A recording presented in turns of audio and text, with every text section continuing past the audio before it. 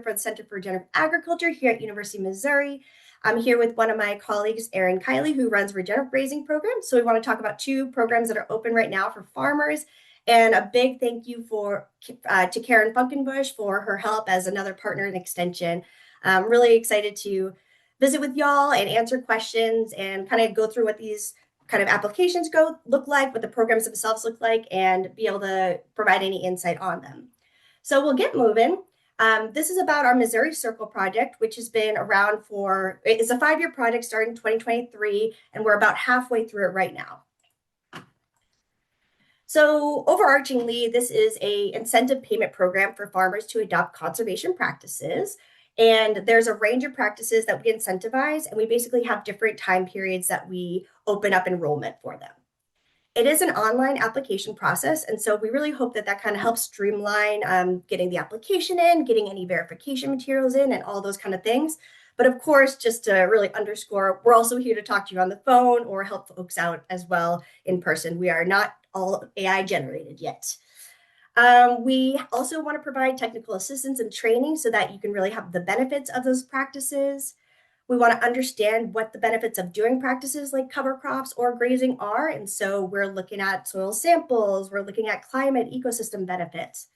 And then, of course, we also want to make sure that folks who are using conservation practices are able to kind of identify new market opportunities, maybe premiums where possible, or just different niche markets that you might be able to find value from because you are doing things in ways that are really building soil health and being good land stewards. So as I mentioned, there are a few different program areas, and they are open in different periods. And so we'll be talking about 2 today, but just wanted to kind of throw it out there that there are other programs as well. And most of the programs, there's the opportunity to enroll or to apply more than once, all but the Fieldscapes, which we'll talk about. As I mentioned, it's a web-based application, and it's powered through FarmRaise, who is a technology partner with us. And so kind of looks like this. So wanted folks to kind of see what it might look like when you sign up. So I wanted to go over the kind of overarching eligibility, and this is a USDA funded grant. And so we kind of have different eligibility that is based off of a lot of what they have required. The first is that you must be registered with your farm service agency, and that means that you have your farm numbers in place. And this is really easy to do. So if you are a farmer that doesn't have them yet, just call up your county agent. It's really easy to do. It doesn't take very long. And so don't let that, if you currently aren't registered, I would just say go ahead and do it. In addition to these programs that we'll talk about, it also allows you to apply for other different conservation programs and other different benefits that might be really helpful for you as your farming operation. This specific program is for Missouri producers, so your farms and fields enrolled must be in Missouri. You must be a current citizen of the U.S. Or hold a green card. You do need to have full operational control of the field. And then as part of your participation in this program, there'll be kind of verification that the practices are complete. And there's a few different ways we do that. And that you will confirm that you'll fill out kind of the additional farm level information that we are required. So it's basically a survey that we ask you to fill out before we issue a payment. So that's kind of overarchingly. I want to get into the Fieldscapes program first, and we will allow for specific questions, maybe 1 or 2 after this. Then we'll have Erin talk about regenerative grazing and have questions there. And then we'll open up more broadly so that people can ask their different questions. But this Fieldscapes program, we are opening our 3rd cohort, and this will be the last opportunity for this specific program. So if you're interested, I would say apply.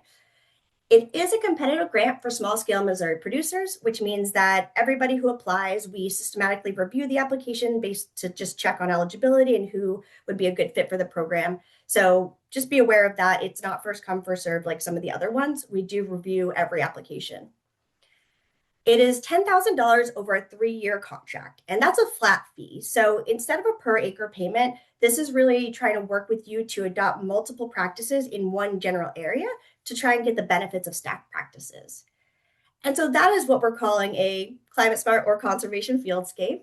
It's where you are implementing 3 practices on one general area, and the minimum amount of land that has to be is 1/8 of an acre. So we have a list of practices, and I can pull those up, but at least 2 of those practices need to be new to that field. So that's really for the sake of trying to get those benefits of stacked practices and really build soil health. I'm hoping to just quickly pull up these practices, but we'll also throw it in the chat. But it's kind of a range. And in our first 2 cohorts, and we have one cohort member here who can help with questions, but we have folks who do livestock. We have folks who do kind of more specialty crops. We have elderberry, agroforestry folks. We have horticulture and vegetables. So we really have quite a range of operations, and that reflects in the type of practices that are eligible here. And I'll throw those in the chat in a second. So what does it mean to be a part of this cohort? So if approved and accepted, what it includes is that we'll work with you to develop an operational plan. And that is basically setting up which practices you're going to do. And we'll have a TA work with you to make sure that they kind of fit together, that they work for your operation. And one rule that we are required to follow is that they follow the NRCS practice guidelines. And so we'll also make sure that you're able to implement those practices in a way that really gets you the best benefits by practicing the guidelines. This is also, as we learned from farmers they wanted, it's a cohort. And so it's virtual because there are farmers everywhere across Missouri. But we do quarterly cohort meetings, which are virtual. They're usually in a weekday evening night. And basically those are times for us to kind of update what program things are happening, but also really it's a spot to discuss and, brainstorm ideas with your other cohort members. We've learned a lot of different things from each other, and so that's been a really fun way to kind of get together once in a while. We'll also have opportunities here for if folks are interested in different technical workshops or sessions. We've done a cut flower sessions through this cohort before. We've done marketing sessions. So it's really starts to be about what the cohort wants. The other part is that since it's kind of a larger amount of money, we ask that you do at least one demonstration activity. And we've had a range of these, and we're really interested in the creativity and, of course, supporting folks. But we've had one group who did a video where they kind of did a timed lapse of implementing one of their practices. We've had folks do field visits at their farm. So there's different opportunities here, but the idea is that you're a partner in education, at least at one time. And then the other part is that as all the programs, you fill out the survey to help contribute to our understanding of the benefits of practices, as well as any required data from USDA. So what is the eligibility? We talked about FSA numbers, located in Missouri, not a foreign person. You must have operational control for 3 years following, so we know you can implement those practices and maintain them. This program is for small farmers, and so we ask that folks fit that definition. Because of the grant overall, you need to be somebody who markets your products. So you need to sell at least $1,000 annually by the time that you are getting into the program. And then we have a requirement of either 1 year of farming experience at least, or that you've completed an apprenticeship training program that really had you dig into, the ins and outs of farming. And so a good example of this is the Columbia Center for Urban Agriculture apprenticeship program. It's a 9-month program. So those are it's an either or on that one, but just want to make sure you're prepared and ready to be able to implement the practice. And then as I mentioned before, it's a minimum of 1/8 acre to dedicate to fieldscapes. So wanted to just briefly mention what's on the application. It's a little bit different than the previous 2 years, but basically you'll go online, you'll create your free account, and then submit your application where we'll ask you for your kind of field level information. We'll ask that you upload your 2026 FSA maps, subsidiary prints. Those are things that you can get from your county office. Then we'll ask you kind of basically what about your farm, describe your farm operation, size, what you sell, and how you sell them, just so we get an idea that you kind of meet that, already in process of being a marketing farm. And then we'll ask you for kind of your vision for your fieldscape and for you to identify 3 practices that you think you might be interested in. If you are accepted and we work with you with your operational plan, these may change. So we won't hold you to these, but we want to get a sense of kind of what you'd like to do, what you see as fitting for your operation.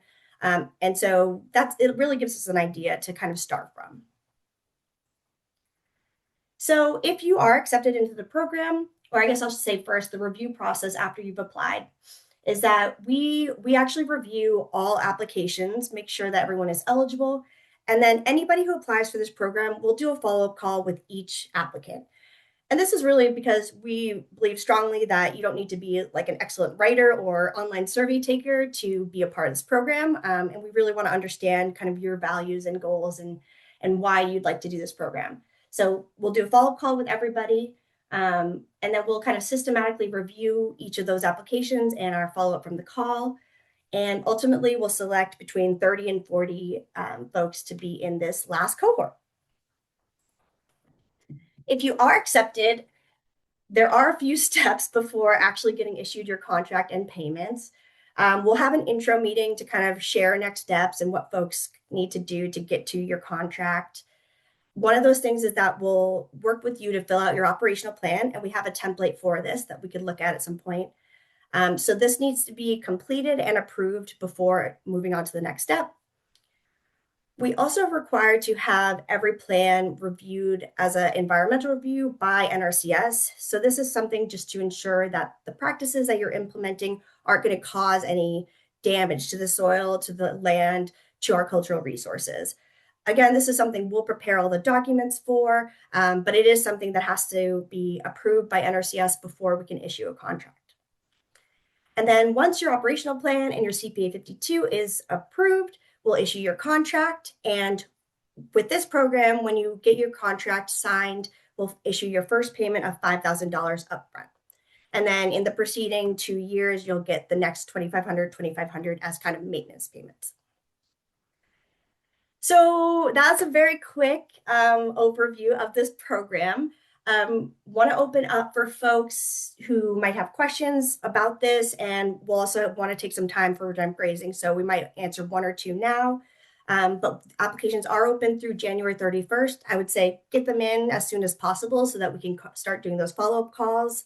But yeah, opening for questions. Anybody can raise their hand or put questions in the chat, but open to anything. And we also have someone from cohort 1 here who's also been working on the program. So we'll have that as well. Tasha, can you unmute? Are you able to? So Kelly, you do have a question, and your first question is, do you have a timeline on when we could expect to have a signed contract and start working on practices if selected? And this comes from Caitlin. Yeah, really good question. We don't have a strict contract timeline because we are dependent on Missouri NRCS to approve those environmental reviews. So that kind of goes beyond what we can do as a team. In the past, it has differed the amount of time between longer periods, like 5 months to 1 or 2 months.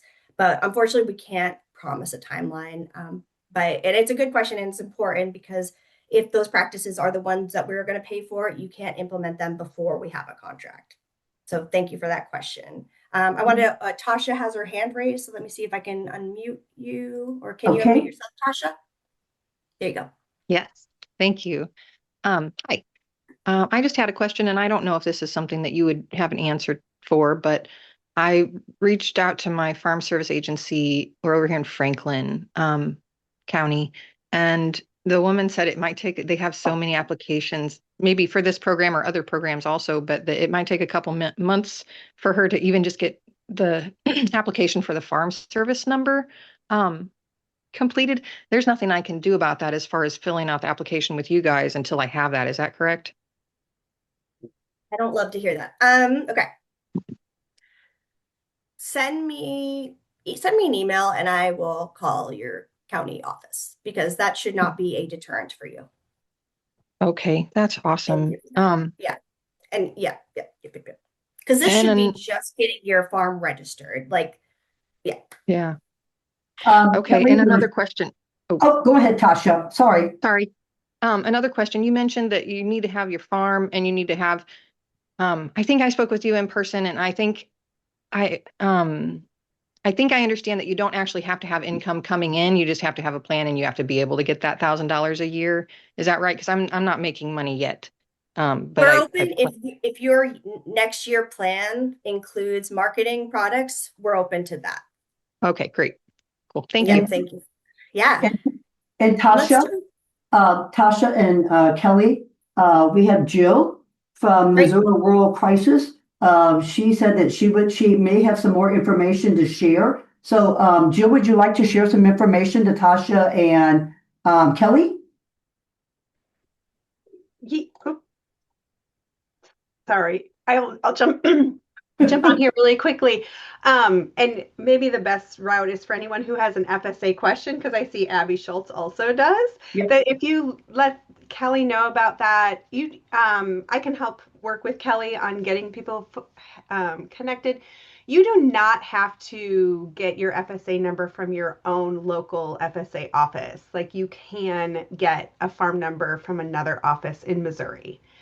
So there are a couple FSA directors who are super helpful across the state, and I can help you connect with that person, and he or she will get you what you need to do if your local office is backed up, and they are going to be backed up. So be really patient and compassionate with them. Like it's not their fault that they're backed up. So I just want everybody to be like have those feelings as well. Like be patient with your FSA office. But there are other offices in the state that will help you.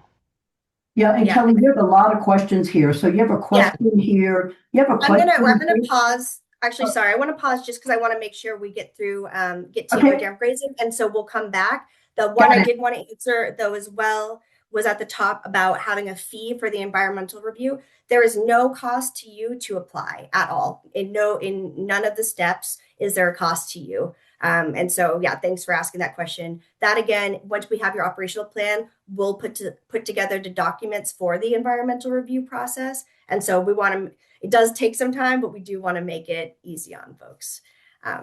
So I'll definitely please keep throwing your questions in the chat.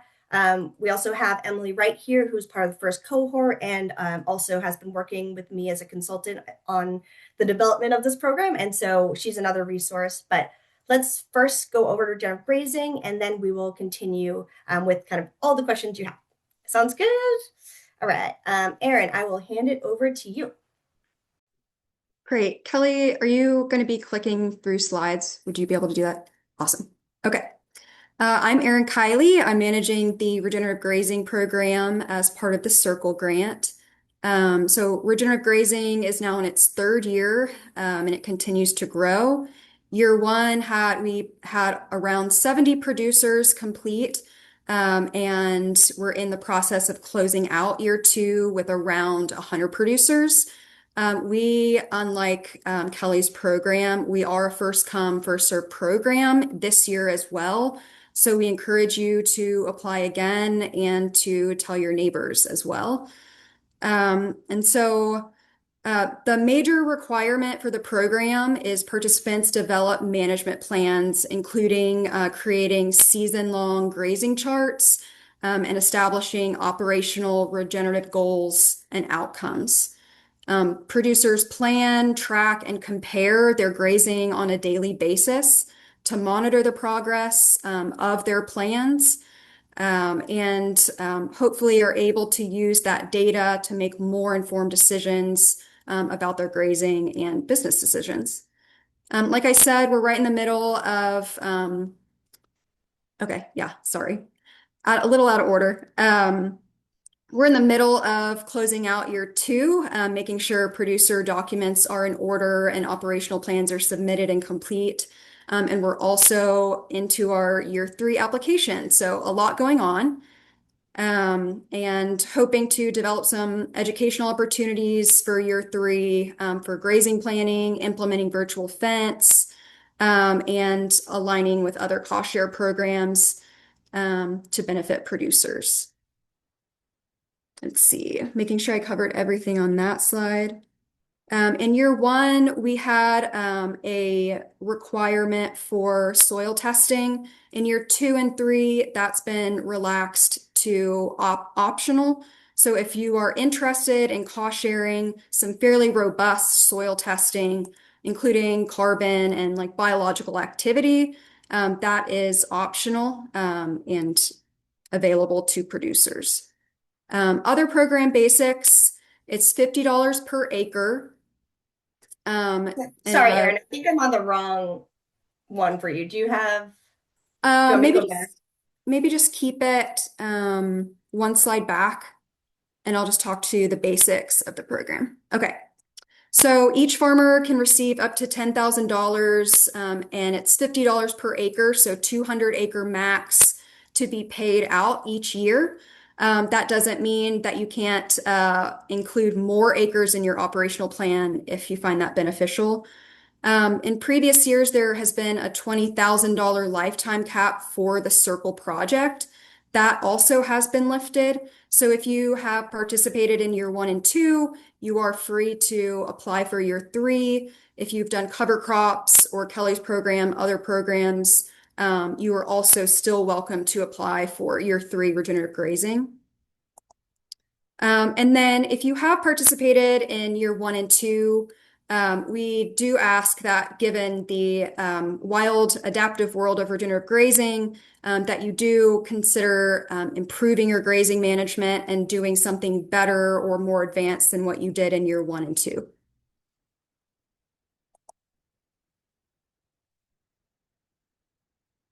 Again, just talking about the major ask of the program is to develop and submit a full season plan for your grazing rotation ahead of the season. And in year 1 and 2, that was due May 1st. And then from May till around the end of October, or whenever you quit grazing for the year, you will track those actual livestock movements on the same chart. And what that does is enables you to track your actuals versus what you planned. And a lot of producers find that extremely helpful for making decisions, thinking critically, so you're not just dropping your herd in during breeding in the same pasture every year, calving in the same pasture every year, monitoring precipitation. Maybe you can sell some cull cows ahead of the market if you find that you're in drought, if your grazing rotations are speeding up than what you anticipated. And then again, talking about that soil testing component, that is optional for producers enrolled.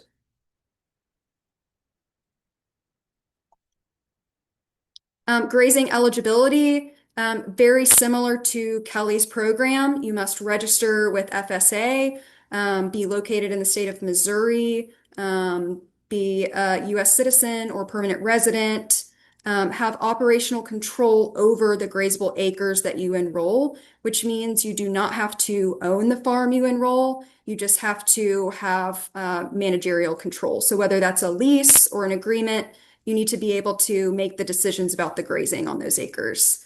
Additionally, you cannot be currently enrolled in a federal or cost share program and getting paid for a similar practice. So if you are currently getting paid for CPS 528 for EQIP or Soil and Water District, erosion money, things like that, you need to sit this year out. But that's not to say if you've been paid in the past and that contract is complete, feel free to apply this year. We ask that you have a year of livestock management experience and also have completed the Missouri Grazing School within the last 10 years. That's a really robust, well-built school. They have many, many opportunities to participate across the state. So just let me know if you have any questions on that. And if you are new to regenerative grazing, new to livestock, we also don't want to exclude you, but we do ask that you participate in a training program or workshop, something like that, more intensive so that you know the basics of adaptive grazing. And feel free to reach out to me on what constitutes that requirement. And then the actual application is the same process as Kelly's program that she already went over. It's through the FarmRaise platform. It's an online platform. If you know producers that do not have access either to internet or have devices or the ability, just reach out to me. We have a couple of participants that just do a paper application, and that's just fine. Yeah, I want to add just when Erin's talking about the farm raise application. Hopefully this won't happen, but there's been a few instances where somebody gets taken to farm raise, this like paid version of farm raise. And I want to be clear that ours is there's no paid account at all. And so yeah, when you hit the apply button, it should be all totally free to you to create an account. Yeah, good point. Yeah, I've gotten emails about that. And then there's also documents that need to be uploaded at the application process. So make sure you have your FSA maps and your subsidiary print handy. It's just a quick and easy download or upload. Sorry. Like I said, we are closing out year 2, also into year 3. The application period is open and will close February 17th. We extended this year to include cattlemen's, so hopefully we can get some folks from there interested and involved. See, already went over that. Again, developing and submitting a preseason plan that'll be due in May. And then the major requirement is just tracking your grazing, your livestock movements on that same chart. And so you're actively engaging with that chart on a super regular basis. At the end of the grazing season, you'll resubmit that plan. And for most plans, it looks like kind of 2 lines. So what you planned, and then what actually happened in the pasture. And then we'll go through a process of ensuring all supporting documentation is submitted and correct. And then payment will occur early 2027. And again, that's $50 an acre, 200 acres, and a $10,000 a year max. So those are just the basics. I do get a lot of questions about prescribed grazing, and that has a very strong reputation and history in Missouri. And our program is just a little bit different. It's kind of baked on top of that. And so I do get a lot of questions on residue heights or exact number of paddocks required to get paid, or let's see, like moving every 1 to 3 days. And the vision for this program is to encourage producers to be more adaptive, to think critically, and just really get involved with their grazing rotations. So there aren't specific things like that determine whether you get paid. It's more a comprehensive, well thought out plan. Thanks, Erin. So I'll throw kind of this general, if you want to go to the page as a QR code, but I want to first open up to some questions specifically for regenerative grazing, but then also kind of either program. And so I saw a few in the chat. One is your grazing chart or template available online? Yes, that gets sent out to every applicant, as well as a manual that we created. It's fairly brief compared to other grazing manuals you'll get at more intensive courses. So really just the basics of grazing planning, but you will be given that template and the manual. So we had a question about how to find upcoming grazing school opportunities, and I saw that Tasha put one link in the chart, but anything you want to add to that, Erin? Yeah, workshops. Yeah, that is the correct link there in the chat. Maybe we can also put that on our program page on the website. And then maybe a couple other schools that other participants have attended. It's not comprehensive, but just some options for you.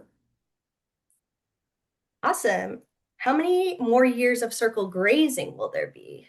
So there will be year 3 and 4, and that's really all that is in the works for now. I'm not sure, Kelly, if there will be an extension, but if you're interested, really bank on it ending year 4. Which would be 2026 to early 2027 would be the last application period. Correct. Thanks. All right. Any other questions? Feel free to raise your hand or throw them in the chat. Olga, are there technical assistance available for regenerative grazing planning? So there are through NRCS and other agencies like that. I am able to help kind of on a limited basis. But if you do have questions on regenerative grazing or developing a grazing plan, definitely feel free to reach out. If it's a question that I can answer, happy to do that or redirect you to a technical assistance person. And then we also skipped over Ryan's question about AgriWeb. They said that they use AgriWeb software to track. We can talk about that. A lot of producers, if they're using grazing software, I do accept that as long as it's interactive. So if you're just tracking your grazing after the fact, that kind of misses the point for what I'm after. But if you're willing to do something along the lines of monitoring and adapting, definitely able to use that AgriWeb as the base instead of the chart. There's a question about if you're not as comfortable with Excel or spreadsheets, is it okay to I've tried to send you typed log of my cattle movement. Have you received these and are they acceptable? Yeah, several producers send typed cattle movements, and that is acceptable. You'll notice though in the slide, my personal grazing chart is just pencil and markers. So if you are able to print that out, print it at a library if you need to. I find it super helpful to have that blown up on a wall and Yeah. chalk it with pencil. So either or.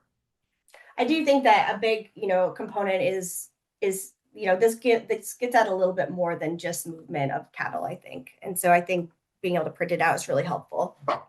Yeah, and just to re-emphasize, I know I've mentioned it a couple times, but it's less about tracking like where you were in a given week and more am I out of grass earlier than I thought?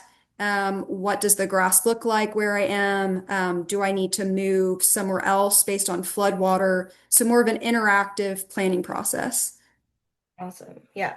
And then just wanted to for there's somebody who asked about operational plans generally. So Jessica asked about a local specialist to help with operational plans.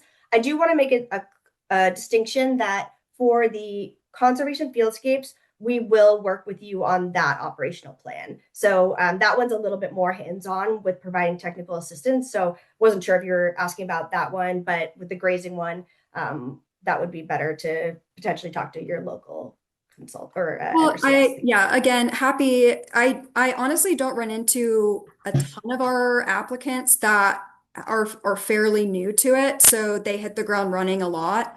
But if somebody has questions about developing an operational plan or just wants to talk through that, I'm definitely welcome that and excited about that as well. Yeah. Olga, do you have another question? Yeah, Erin, if I can Awesome. ask, you mentioned that folks who are already doing some regenerative grazing, they still can apply if they intend to improve it further. Can you give some examples of what it could be? Yeah, so I think that if you have applied and participated in year 1 and 2 and done a grazing chart, I just am looking for just don't do the same thing that you did last year. Really take what you learned from last year and improve, ask some new questions. Maybe if you have achieved what you wanted to or made good progress, tackle a different outcome. Maybe you want to improve biodiversity Maybe you want to increase stocking density, things like that, or capacity rather. I think that just evolve and grow your expectations for this year is kind of what I'm after. I see. Yeah, yeah, I would clarify here. What I meant is like folks who haven't applied to Circle yet, but they do regenerative grazing, although maybe not within the exact, terms or definition. So they still can apply to Circle and kind of like go through that program first year, and then maybe even a second if they see the way how else to improve. Do I hear that correct? Absolutely. Yeah, good question. And then additionally, I know many, if not the majority of producers that are doing such excellent work with grazing, but are still not planning their grazing. It's in their head, or they see it with their eyes, and they go through the rotation. I'm guilty of that as well. And so I think even the step of putting that into an operational plan is a huge step forward. Great answer. Do all grazed acres in an operational plan need to be included in the plan, or can only portions of the grazing operation be signed up? Yeah, totally up to you. Yeah, if you don't want to enroll some acres that you want to include in the operational plan, maybe you're getting paid for those elsewhere. Definitely include those in your operational plan, if it helps you think through your whole farm. And really, the only acres that you'll be paid on are what are in the actual farm raise application. Yeah, good answer. I think I just want to emphasize that it is such a great tool. So we hope that this template is really helpful for you, the grazing plan. And so, as Erin said, very happy for you to use it generally for your operation. But we do Um, have that $10,000 limit to pay you. Yeah, and over the winter too, we're hoping to have more intensive webinars on how to use a grazing plan, how to develop one, and how to track. So look for those educational opportunities new this year, and also hoping to kind of also explore applications of virtual fence within regenerative grazing. So hope to do some webinars collaborating between those two programs as well. Yeah, I'd like to take a minute to ask. Emily Wright is here. She is still in our first cohort, and she's also been working on me with each year as we progress. So, Emily, I wanted to ask if you could just kind of say what practices you're using in your conservation fieldscape, and some of the different, like, what your experience has been like in this cohort. Sorry to put you on the spot. No, no problem. Yeah, we took the opportunity to enroll in conservation fieldscapes to expand some of the perennial agriculture that we've been dreaming about on our farm.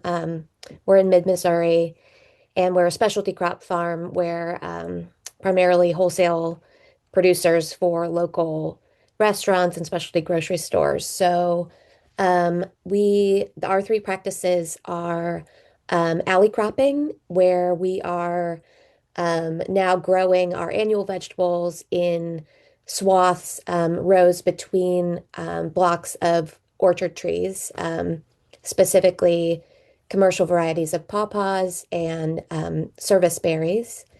And then, so that's in our like main cropland field, but then we're also doing some things in the forest with forest farming and tree and shrub establishment. So planting some wild edibles in the forest understory, like ramps and fiddlehead ferns. And for tree and shrubs, we're doing spice bush primarily, and then a little bit of sassafras as culinary spices for our chefs.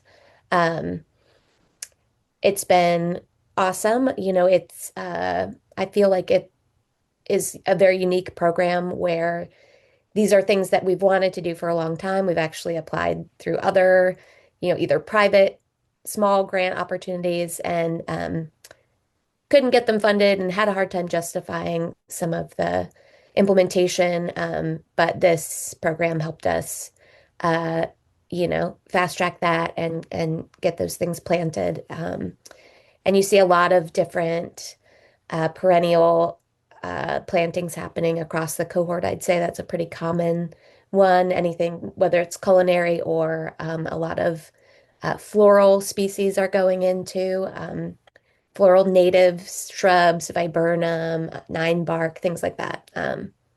So yeah, that's sort of what our operation looks like.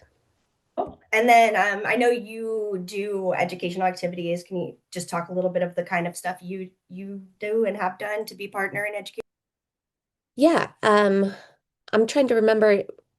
Did you mention the demonstration activity earlier? I may have missed it. But yeah, Yes. so this is meant to be sort of a demonstration site and to be, as a participant, a partner in education. And so we've done kind of a few different things. One was a sort of a story in the local public news sphere where a reporter came out and specifically focused on the perennial agriculture efforts that we have. And then we host a lot of tours. We host uh, an annual sustainable agriculture class from the university, the Columbia Center for Urban Ag apprenticeship program. We've had master gardener groups out, other school groups. So, we tour and kind of specifically highlight those aspects of our fieldscape for the tours. Thanks. And I'll say that Three Creeks and Emily, they do a little bit more. We ask that you do at least one. And just to underscore that, we're not saying that your fieldscape will become something where people can just like drive up to and show up. It's more that we help you do, or you can think through how you want to share about it. And again, it could be through a news story, could be a field day, could be a video that we help post and promote on YouTube. But we actually have really found that our cohort members find that it's a way of telling your story that's helping them market and find new markets, which has been really, really cool to hear. So Erin, So oh, go ahead. sorry, Kelly. Erin, you have another question. Jill would like to know if she could get a copy of the grazing plan template and the manual if she does not apply for the program. Oh, definitely. Just send me an email and yeah, I'll get those. Yeah, definitely willing to share those materials. Yeah, and I put the information that Kelly and Aaron talked about as an overview of how you can get a hold of them, the main website. If you have not been to their website, it is a cool looking website. They have lots and lots of materials there, folks. So I would take the opportunity to go there, take a look at what they have, gives lots and lots of information. It also provides the template, everything that they explained today in their presentation. You can also find on their website. Thanks. Any other questions for either programs at this point? And if we missed one in the chat, please raise your hand so that we can answer it. Tony, a current participant, asked a question about payment. Tony, happy to chat offline. The year two program is being closed out, so just checking all paperwork and things like that, and working with some staff on payment processing. So you will get an update when payment is headed your way.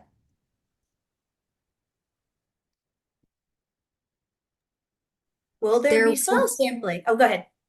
I'll read it aloud. Will there be soil sampling in grazing lands in? There will be the opportunity to do so.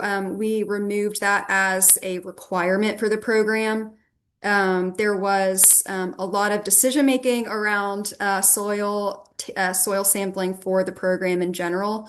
So yeah, you're welcome to take advantage of that opportunity, but it's not going to be a requirement. Yeah, and just it is a really cool opportunity, I think, to learn more about, our soil, the benefits of grazing pastures in this way for our soil. Do you want to say just a little bit about what it looks like if somebody does want to do soil sampling? Yeah, it took a bit to figure that out, but I've been working with the soil team with CRA and Mizzou, and we have hand cut some bulk density rings that I am going to be sending out to participants. And so it's a little bit grassroots, but happy to work with you on that and getting it to SHAC, most likely, which is the Soil Health Assessment Center at Mizzou. So I'll be working kind of one-on-one with producers who are interested in that opportunity. It's good to be able to set soil baselines for folks interested in future carbon markets, or just setting baselines so they can track improvements by their management. Do military veterans receive priority in the application process? So for the conservation fieldscapes, we do prioritize if you are a veteran, if you are a new and beginning farmer, which means you've been farming for 10 years or less, if you are a considered a socially disadvantaged farmer, a limited income farmer. Are those, I think those are them, and yes, veteran farmers. So it's not something that is required, but we absolutely will prioritize veterans and others alike. And Kelly, there was a question earlier, and I apologize if it's already been addressed. Serena wanted to know during your presentation if there was an application fee or a fee for the Enviro review. Yep, no fees at all with any part of this to you. Yep, great question. Any others? Are you doing any field day events on selected operations for any of these projects? Oh, that's a great question. So some of our fieldscapes folks are definitely doing field day events across Missouri, which we can, as those happen more often, we'll definitely be advertising more, promoting more. As our Center for Regenerative Agriculture, generally, we also have a bunch of different projects going where we do field days. So we're right now running a virtual fencing for livestock project where we have provided collars for different Missouri producers around the state just to really pilot what they are. And Erin and her husband's cattle are a part of that. And so we'll have more field days on things like that. And that also includes a lot of the grazing stuff. But generally at the center, we do different field days and webinars as much as we can. And also we'll point to others that are available. Yeah, just to build on that quickly, we had hoped to do kind of a fall field day, including virtual fence, but the weather kind of got away from us after we collared, but hoping to do kind of a collaborative regenerative grazing and virtual fence field day on our place in Columbia in the spring. So Erin and Kelly, we do have another question here. Do military veterans receive priority in the application process? Yep, as I just mentioned, it can be prioritized for fieldscapes. Okay. Any other questions? Looks like one more. Is the soil testing program part of the grazing program only, or is it available if you're not doing grazing? Yeah, good question. So the fieldscapes, we do several of the practices do require soil testing, which will help facilitate. And then we are working with Lincoln University and their innovative small farmers, IFSOP. I'm sorry, I always forget the full acronym, with their group to do more soil testing with different folks in different cohorts. That's kind of just starting this fall, but will continue to happen. It's not for everybody in the program, but it's an opportunity we offer. And we'll do so more. But yeah, we're excited to learn more about soils on the smaller ranges as well. And then other ones, Erin, I guess for the other programs, generally, we do about 3% of all producers, say in the cover crop program, will do soil testing, but it's not kind of an everybody thing. Does that answer? Yeah, Erin, do you think anything else on that? Yeah, I mean, I think that a subset of producers within grazing have done fairly intensive soil sampling. That's not a requirement. So just if you're interested in baseline setting, feel free to reach out. Cool. And then is it beneficial to already have a basic soil test? We just got 6 tests back to help figure out fertilizer amounts. we always think it's beneficial to do soil testing.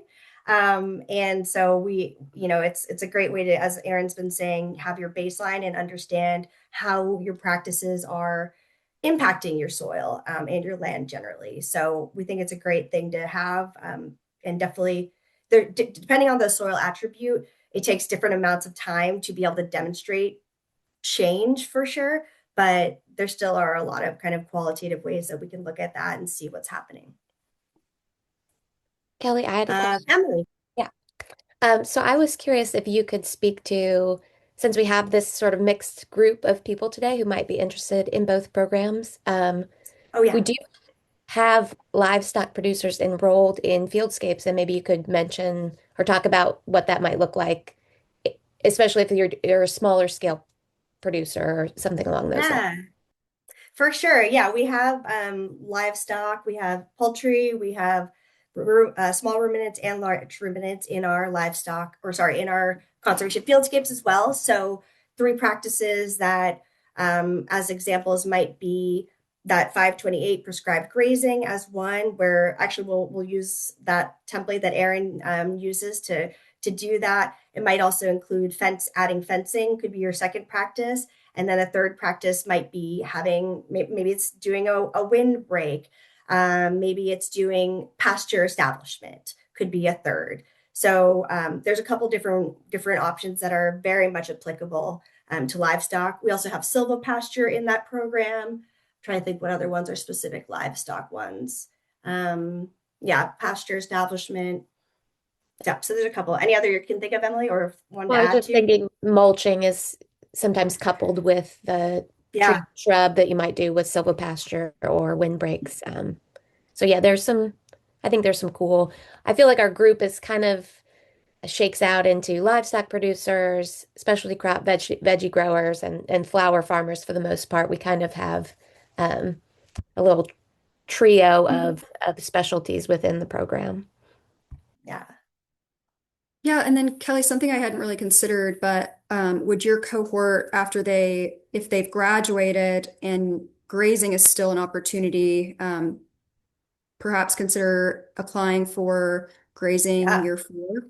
Absolutely. Yeah. We're very much, as you know, Erin, we want to be able to enable producers to keep benefiting from these. So For sure. definitely that would be an opportunity. And I'm not sure if it's happened yet, but I know we have discussed, or there have been people who have been interested in doing both, Mhm. where their fieldscape though is not the prescribed grazing. So it's a separate Yes. Yeah. practice because we Yeah, and can't just pay. Yeah. Yeah, to clarify, I know we just have a minute more or so, but for regenerative grazing, you are getting paid for the grazing management. And then you're obviously free to spend those dollars however you want towards your operation.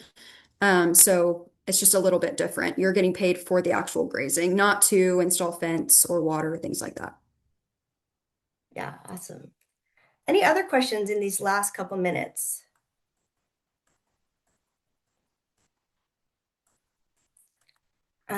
Well, we really appreciate everybody being on. We did record this, so we will send out this recording to everybody who registered.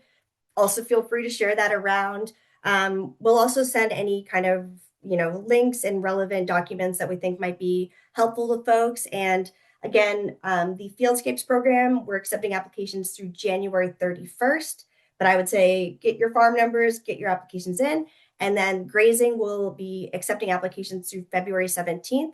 And I would also say go ahead and apply and enroll, because that is first come, first served as well. So, you might as well. If you have questions, please feel free to reach out to either or both of us. We also have a general email, which is mocircle@missouri.edu. My email is kellyrwilson@missouri.edu, and Erin's is Erin Kiley